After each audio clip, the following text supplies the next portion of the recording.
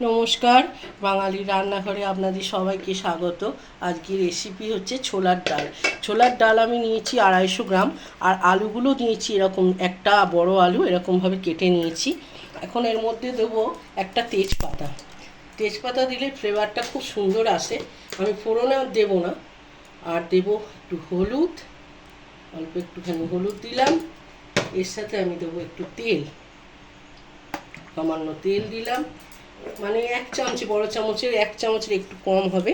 আর নুনটা দেবো, লবণটা দেবো আমি পরিমাণ মতো, আপনারা যে যেমন খান সেরকম লবণ দেবেন। আর দেবো এর সাথে একটু চিনি। ছোলার ডালে একটু মিষ্টি ভাব না হলে ভালো লাগে না, অল্প একটু চিনি দিলাম। আর দেবো জল। এটা দিয়ে আমি এখন ছোলার ডালটা 6টা মতো সিটি দেবো, প্রেসার কুকারে বসাবো। 6খানা সিটি দিয়ে আবার ফিরে আসছি।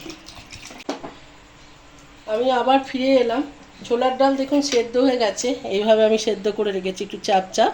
আর এখানে কড়ার মধ্যে তেল আর 2টো শুকনো লঙ্কা দিয়েছি। এখন আমি এখানে দেবো অল্প একটুখানি জিরে, গোটা জিরে আমি ফোড়ন দিলাম। আর এর সাথে আমি জিরেটা হয়ে গেলেই আমি এর সাথে দেবো হিং। হিং দিলাম।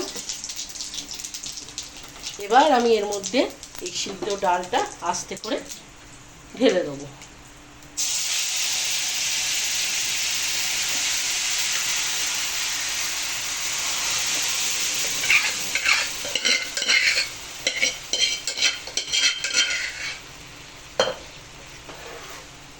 এটা একটু চাপ চাপ হবে।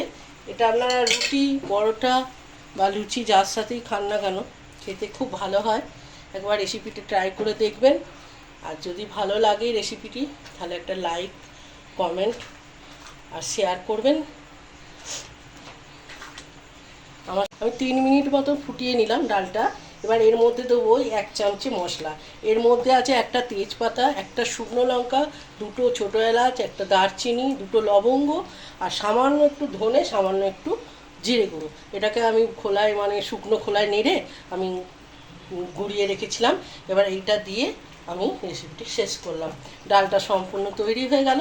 এবার আমি এটা ঢাকা চাপা দিয়ে রেখে দেবো। গ্যাসটা আমি বন্ধ করলাম। ভালো থাকুন, সুস্থ থাকুন, ভালো খাবার খান।